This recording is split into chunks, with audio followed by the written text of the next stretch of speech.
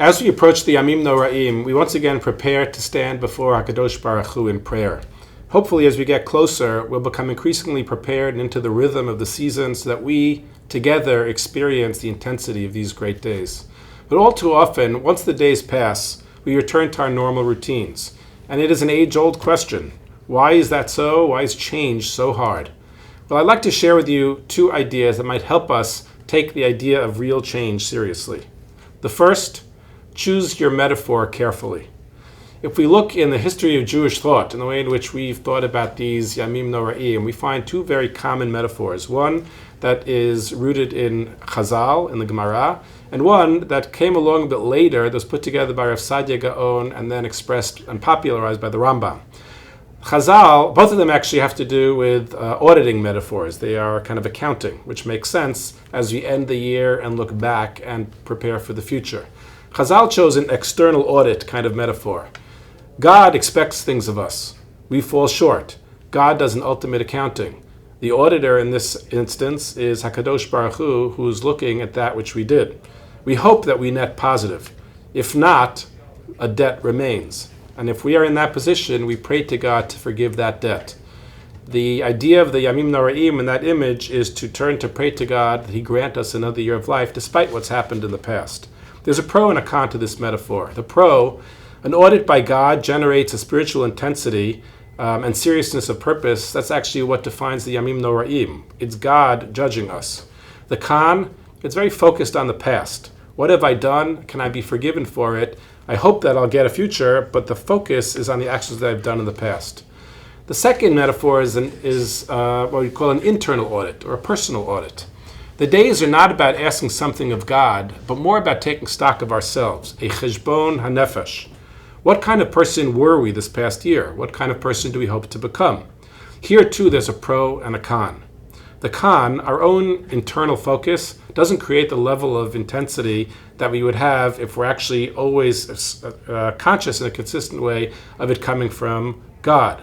But there is a pro. The pro is that it's very future-focused. It's change-focused. In order for the tshuva to matter, it has to impact on our actions. What have I done so that I can do it differently going forward? These two metaphors, the external audit and internal audit, are not mutually exclusive. But where we place the emphasis actually makes a difference in our tshuva process. It seems to me that we have a tendency to focus on the external audit because it helps make the Yamim Noraim what we hope them to be.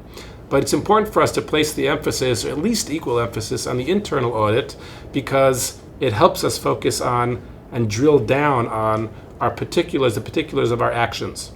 I find that the difference as I read through the Al-Chetz, just to take one example. We say Al-Chetz shechatanu lefanecha b'tifshut peh, with foolish talk. When I think about that, I can turn to God and say, I'm sure I've talked foolishly, I hope you forgive me.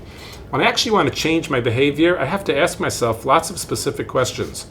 What actually is an example of foolish talk? When did I do that? What did it sound like or look like? How can I learn to use my words differently? It forces action in a different kind of way. So point number one is choose your metaphors or perhaps embrace both of these metaphors equally.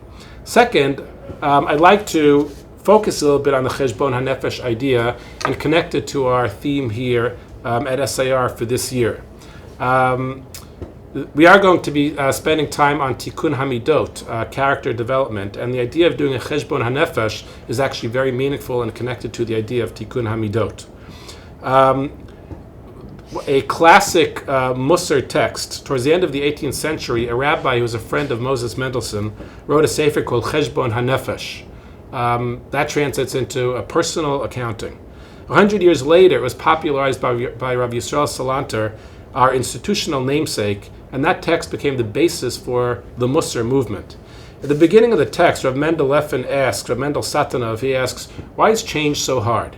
And he says, well, generations ago, people were greater than us, and they were able to make change, or you'd say, cold turkey. I used to live this way, I'm going to live that way, and that's it. He says, when people make those kinds of New Year's resolutions, they just don't work. Change has to happen slowly. And he then says, I discovered a text which is as the greatest discovery since the printing press, and he says it's going to travel and spread across the world because of its great wisdom. he doesn't mention by name, but he's clearly referencing Benjamin Franklin in his autobiography, where he describes a path for himself for moral development. He chose 13 attributes that he wanted to work on, 13 character traits, and he chose the number 13 because 52 weeks in a year, he felt that he could take 1 week to focus on each one of these attributes through a 13-week cycle, and then start it again. And over the course of the year, to return to each of these traits 4 times over the course of a year. The reason, he said, if I can isolate or identify the areas of growth and then pay attention to each one of them in detail, how have I spoken? How have I used my words? What happened today? How can I do it differently tomorrow? That can actually affect real change by taking small steps over the course of a long period of time. So that's my second point.